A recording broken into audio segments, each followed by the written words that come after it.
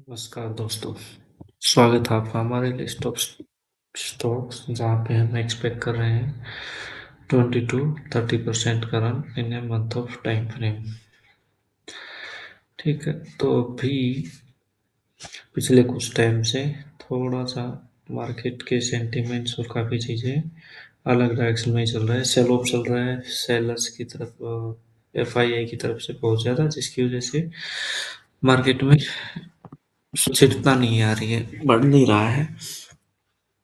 तो कोई डेलीगेट आना था शायद यूएस से, इंडिया और यूएस की जो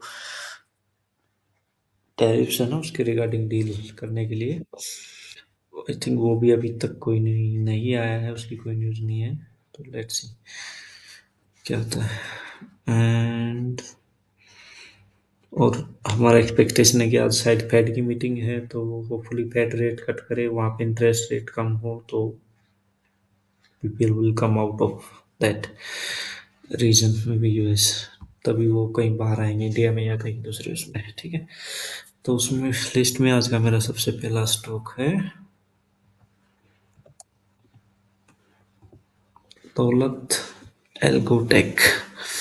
स्टॉक में भी अच्छा वॉल्यूम आया है 2-3 दिन से। हमने सजेस्ट किया था एट द टाइम, शायद 76 के अराउंड सजेस्ट किया था एट द।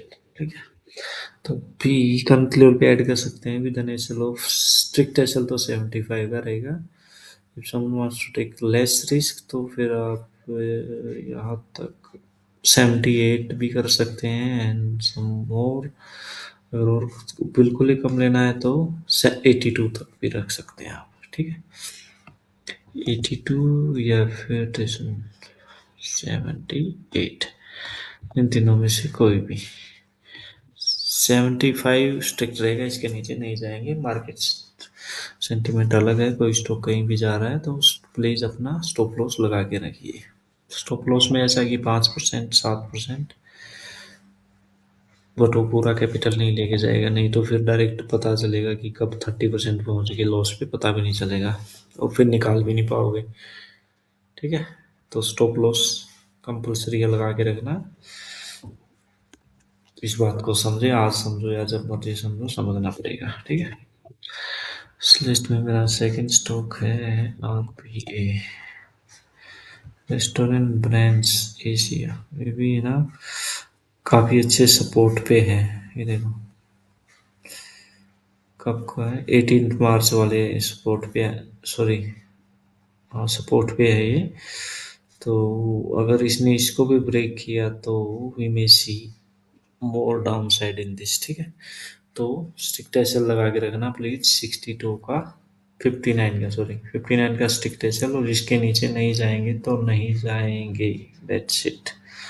ठीक है, टारगेट्स की अगर बात करूँ नियर टर्म में 68 दिख रहा है, देन वी में सी 72, 76, 80, 85 एंड 87, ये टारगेट्स है मेरे अभी शॉर्ट टर्म के लिए।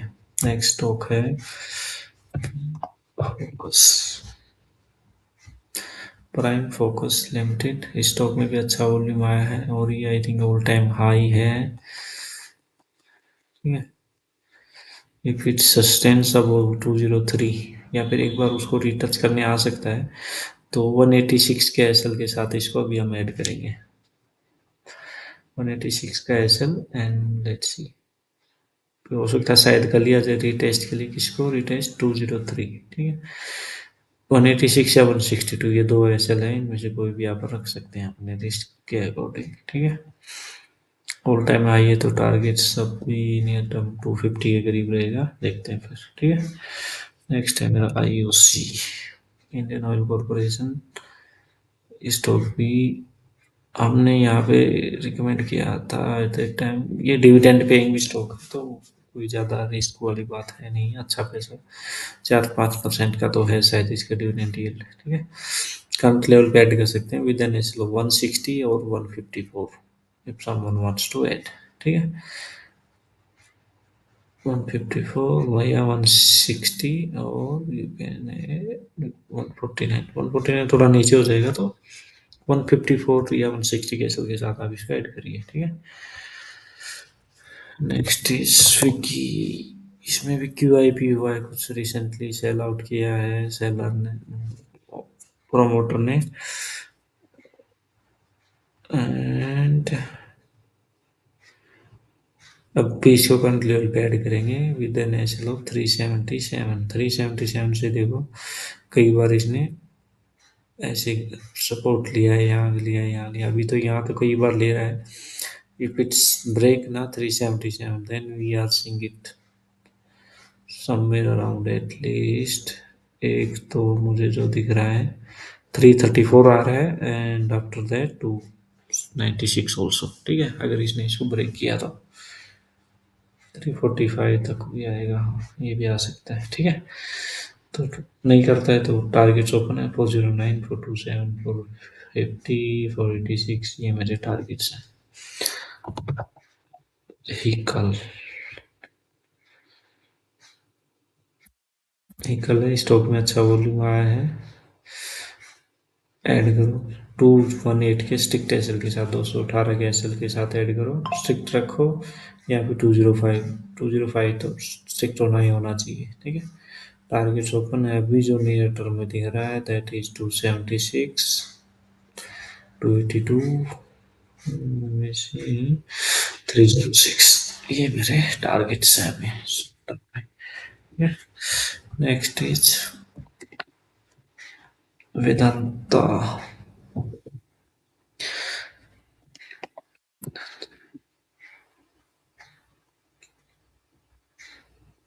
डिविडेंड पेइंग स्टॉक है, आई थिंक 420 से सजेस्ट कर रहे हैं अभी हम इसको, तो करंट लेवल पे ऐड करेंगे विद एन एसएल ऑफ 502। 502 के एसएल के साथ ऐड करते हैं and let's go with flow. अगर ये ओके, ये रिटेस्ट के लिए आया था मे बी, तो इफ इट्स क्लोजेज अब 526 और कोई अच्छी न्यूज आई, मार्केट सेंटीमेंट अच्छे हुए, तो बहुत प्यार से ये 20 से 30% रिटर्न दे के जाएगा। अच्छा, ये शायद स्टोरी मैंने पहले ही बताई थी।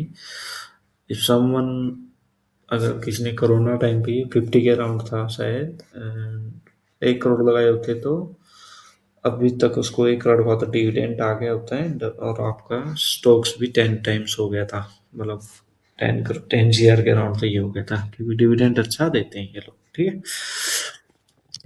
ठीक है, तो ये थे हमारी आज की लिस्ट ऑफ स्टॉक्स। होपफुली आप एंजॉय कर रहे हो। प्लीज़ लाइक करें, शेयर करें, और अपने दोस्तों के साथ शेयर करें जो शेयर मार्केट में काम करते हैं। Thank you very much.